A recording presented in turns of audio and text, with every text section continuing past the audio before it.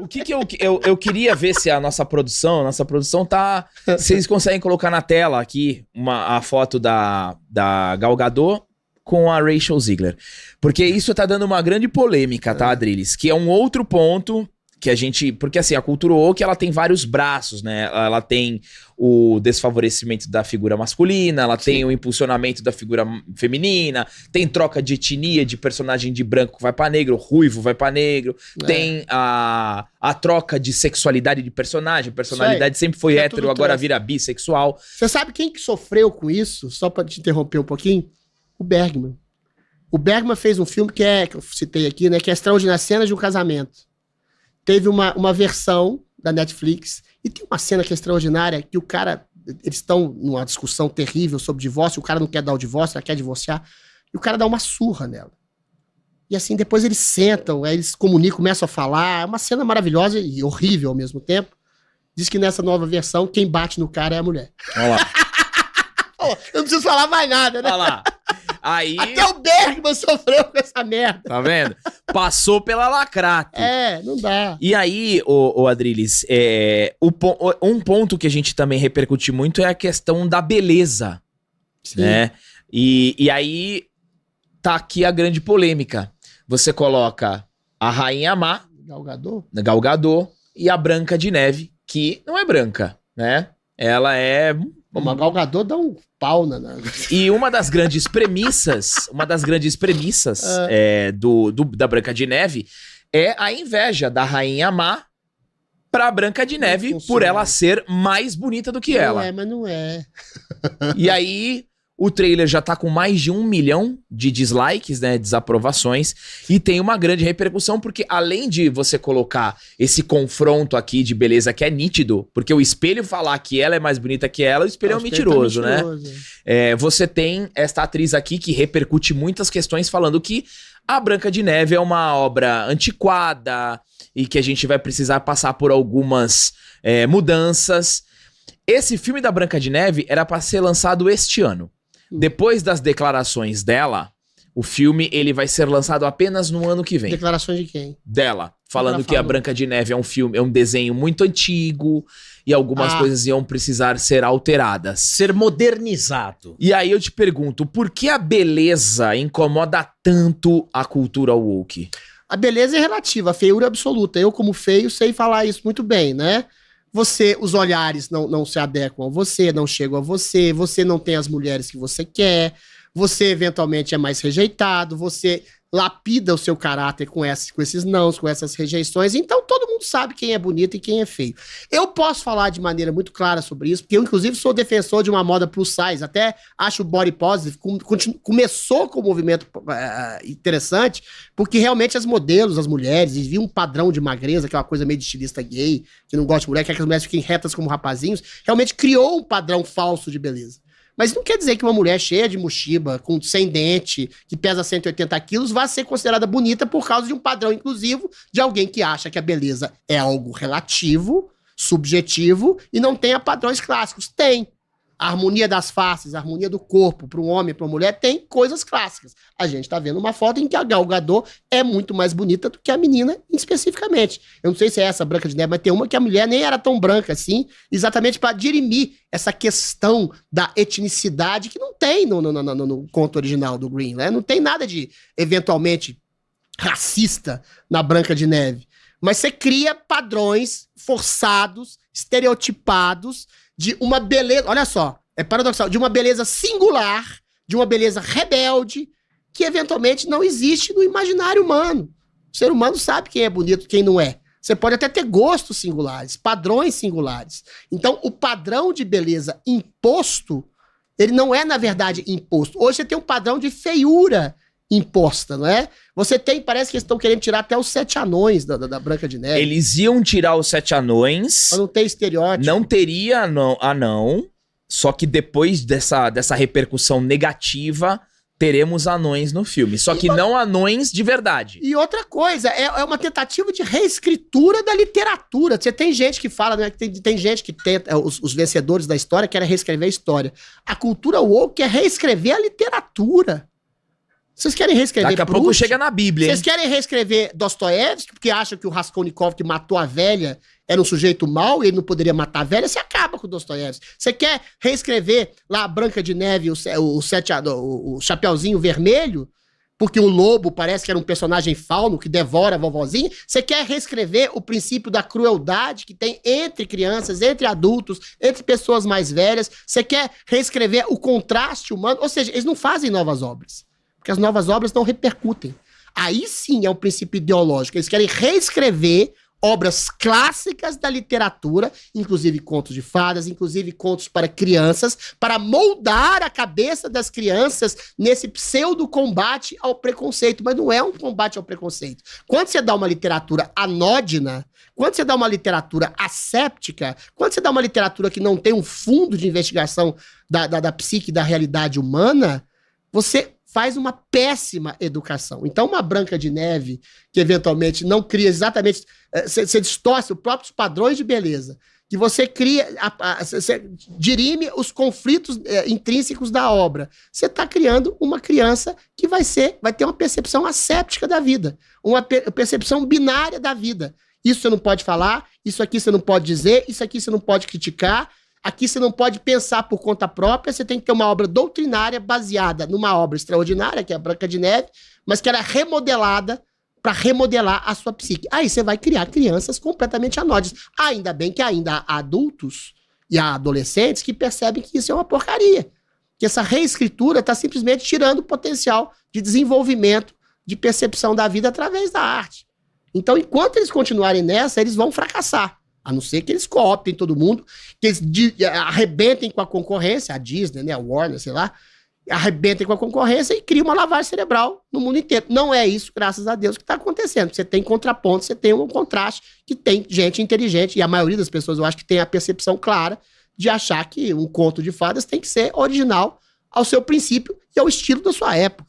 Mas, Adriles, você acha que eles estão sendo exitosos nessa remodulação, estão remodelando tudo? Você acha que eles estão sendo exitosos? Porque assim, eles são muito bons em propaganda. E a desculpa é muito boa. Quando você fala, e aí a gente tá falando, vamos imaginar aqui uma pessoa que não tá acostumada a lidar assim, igual a gente, na parte da cultura, na parte da política. E aí a desculpa ela é muito boa. A propaganda é o seguinte, eu tô fazendo esse personagem desse jeito para aquela criança se sentir representada. É isso aí. Esse discurso, ele é bom. Para a pessoa que não tá alheia a tudo que tá acontecendo no cenário político, no cenário cultural. Você acha que eles estão tendo êxito, eles vão ter êxito, ou vai chegar naquele momento em que até a pessoa mais alheia a todo tipo de informação vai falar: não, eu já entendi que isso aqui também é uma doutrinação política. O que você acha? Deixa eu só fazer um complemento no que o André falou, porque isso que o André falou me lembrou o caso, né, o filme emblemático também, que recebeu mais de 1 milhão de dislikes, que foi o da Pequena Sereia. A Pequena Sereia, você conhece a obra Pequena Sereia da Disney? Ariel, Lembro. ruiva, certo? Sei. No Aí desenho. ficou mulata também. E aí eles colocaram uma atriz negra pra ser a Pequena Sereia, que também recebeu essa grande reprovação por parte da audiência no trailer. A bilheteria foi péssima, e o grande discurso era que a Ariel se tornou negra para que as crianças se sentissem representadas ali por uma sereia negra. Faz a porcaria de outra obra, então. Por que você tem que pegar uma obra clássica que tem uma origem de fundo? Ariel, a menina branca, uma menina ruiva, uma menina que vira sereia. Faz uma sereia negra que não necessariamente tem que ser a Ariel. Porque fica parecendo forçado. Você pega uma personagem que é branca, não é você pegar o livro do Proust e transformar o personagem que é um aristocrata num negro africano. Não tem nada a ver.